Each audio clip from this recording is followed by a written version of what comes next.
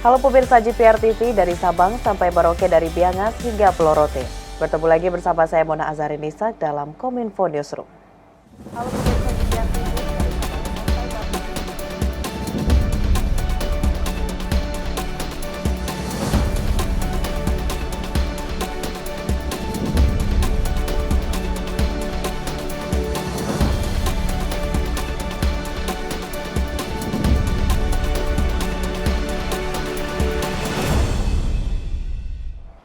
Pemirsa, kita ke informasi pertama. Presiden Joko Widodo didampingi Ibu Negara Iriana Joko Widodo kembali mengenakan pakaian adat daerah dalam upacara detik-detik proklamasi peringatan Hari Ulang Tahun ke-77 Republik Indonesia.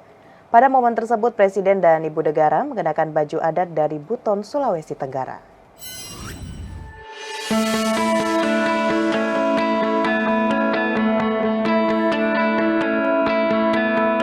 Pada peringatan Hari Ulang Tahun ke-77 Kemerdekaan Republik Indonesia, Presiden Republik Indonesia Joko Widodo kembali mengenakan baju adat daerah.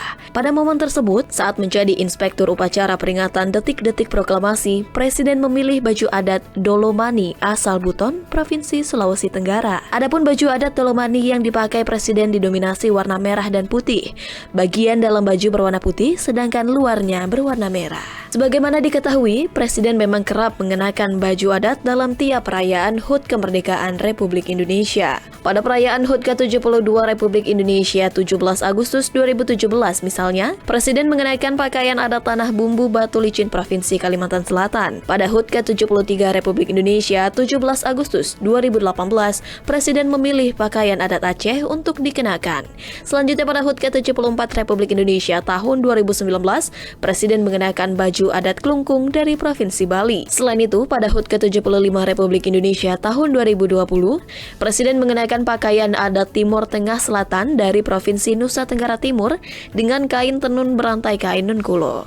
Dan pada HUT ke-76 Republik Indonesia tahun 2021 lalu, Presiden Jokowi memilih untuk mengenakan baju adat Pepadun dari Provinsi Lampung. Dikutip melalui keterangan resmi Setkap, Presiden menilai Indonesia memiliki kekayaan adat budaya yang sangat tinggi, termasuk dalam hal pakaian adat. Untuk itu, ia akan terus mengangkat berbagai pakaian adat tersebut untuk dipakai dalam berbagai kesempatan.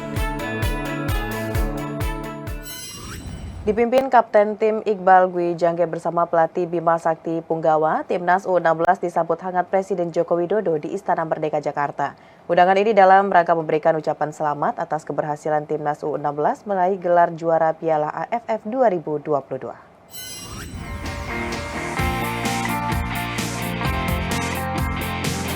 Timnas U16 disambut hangat Presiden Joko Widodo di Istana Merdeka, Jakarta. Kedatangan timnas tersebut dalam rangka memeriahkan keberhasilan atas gelar juara Piala AFF 2022.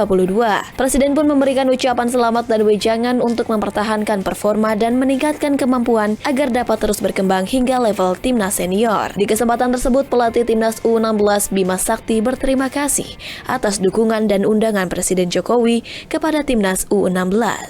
Menurutnya, piala juara yang diraih timnas U16 ini merupakan kado bagi bangsa Indonesia.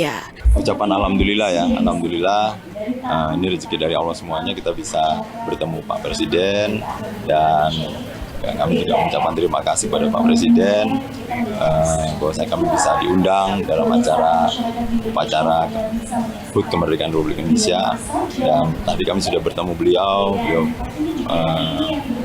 memberi nasihat buat kami, ya tetap rendah hati, kita bersyukur bisa juara, tetap ke jenjang berikutnya ke level U19, U23, selalu jaga performa mereka, dan Pak Jokowi akan mensupport semuanya, dan rencananya akan dibangunkan training center buat kami, dan semoga ini menjadi motivasi buat kami.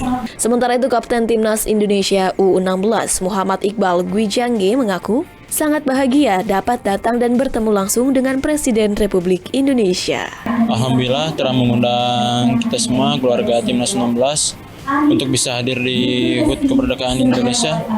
Diundang ke istana ini, saya mewakili pemain semua ingin mengucapkan terima kasih lagi kepada Pak Presiden juga yang telah mengundang kita ke sini, dan kami semua sangat senang sekali bisa berada di sini.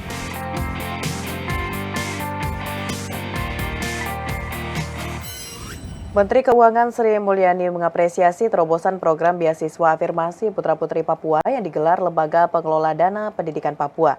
Menkeu berharap penerimaan beasiswa LPDP dapat memanfaatkan kesempatan yang diberikan serta memberikan pengabdian yang berkualitas kepada Indonesia.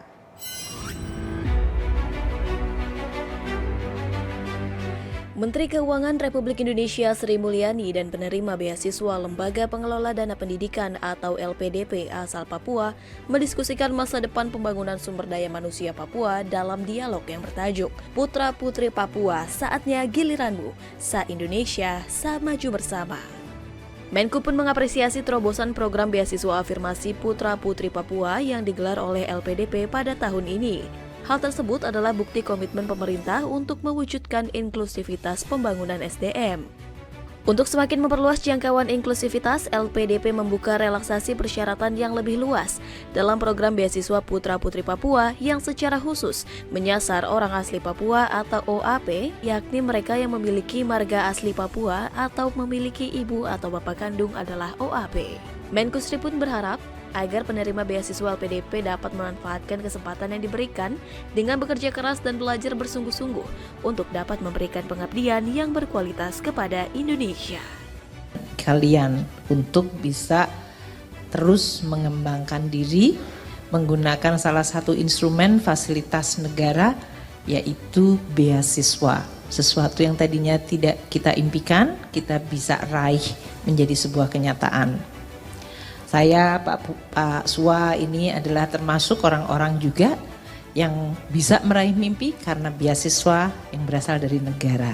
Jadi nggak ada bedanya dengan Anda semuanya. Saya sebetulnya juga nggak mau menyebutkan khusus untuk Papua.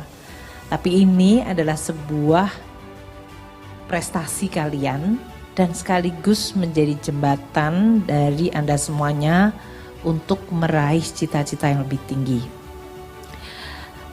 Tidak ada sebuah negara di dunia ini bisa maju, bisa menjadi negara kaya tanpa dia memberikan pemihakan pada SDM-nya.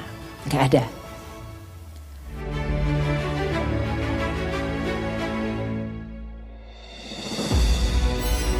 Badan Pusat Statistik melaporkan neraca perdagangan Indonesia pada Juli 2022 kembali surplus sebesar 4,23 miliar US dollar. Deputi Bidang Statistik Distribusi dan Jasa Badan Pusat Statistik Setianto memaparkan surplus neraca perdagangan Indonesia pada Juli ini banyak ditopang oleh komoditas non-migas.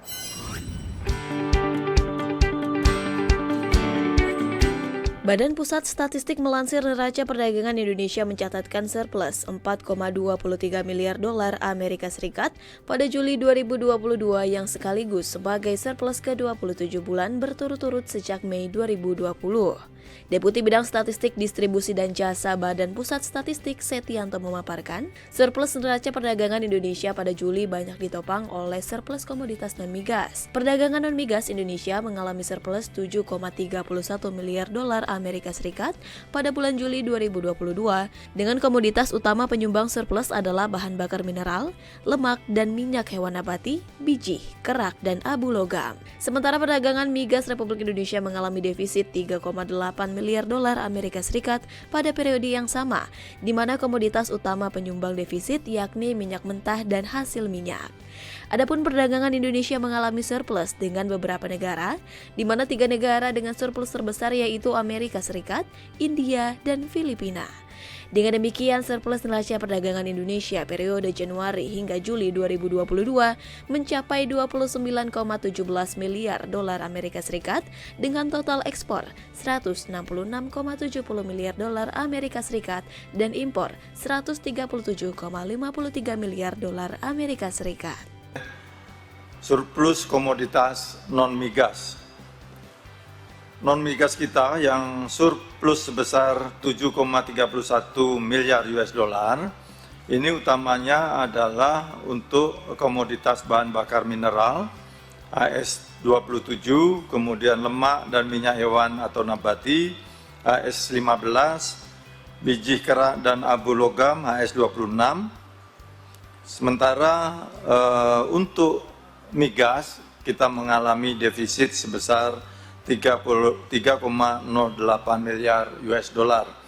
Ini komoditasnya antara lain adalah minyak mentah dan hasil minyak.